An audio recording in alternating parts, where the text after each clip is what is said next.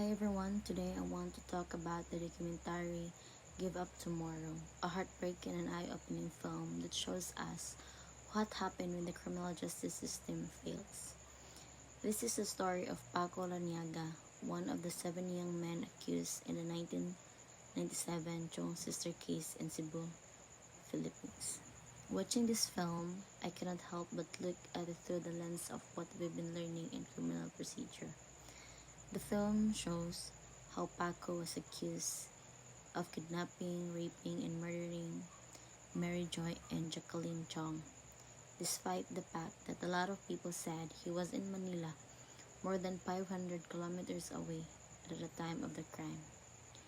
Here are some key problems in the criminal process that stood out. First is illegal arrest and detention.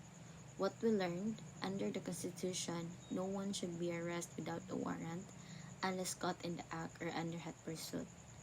What happened in Paco's case was arrested without a warrant and held without proper investigation. His lawyer said that the arrest was illegal, but the court still denied their motion. And the second is the right to present evidence. What we learned, an accused person has the right to present witnesses and evidence in their defense. But what happened?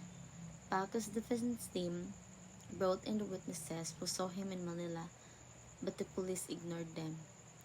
One judge even called a witness a liar in court. And before all witnesses could testify, the judge suddenly cut the defense off. The third is the media influence and change of venue. What we learn, when media coverage can affect a fair trial, the venue should be changed. But what happened? Paco's lawyer asked to move the case from Cebu to Manila because of media bias, but the motion was denied. The media had already painted Paco as guilty even before the trial began. And the fourth, witness coercion and torture. What we learned, statements made under torture or force are inadmissible in court. But what happened? The main witness, Russia, admitted he was beaten and threatened by police. Another accused, David, said he was burned and forced to confess. These are clear signs of coerced testimony. Fifth is violation of human rights. What we learned, the right to a fair trial and due process is protected by our Constitution and also by international law. But what happened? The UN Human Rights Committee later said that the Paco's rights were violated, including his right to life, freedom from torture, liberty, and a fair trial. And the last is sentencing international pressure. What we learned, even after conviction, there are legal ways to seek appeals and clemency, especially when new evidence or right violations are found. But what happened? Despite appeals, Paco was sentenced to death, but due to international pressure and support from Spain, because Paco was a Spanish citizen, the death penalty was abolished. Later, a treaty allowed him to transfer to a Spanish prison.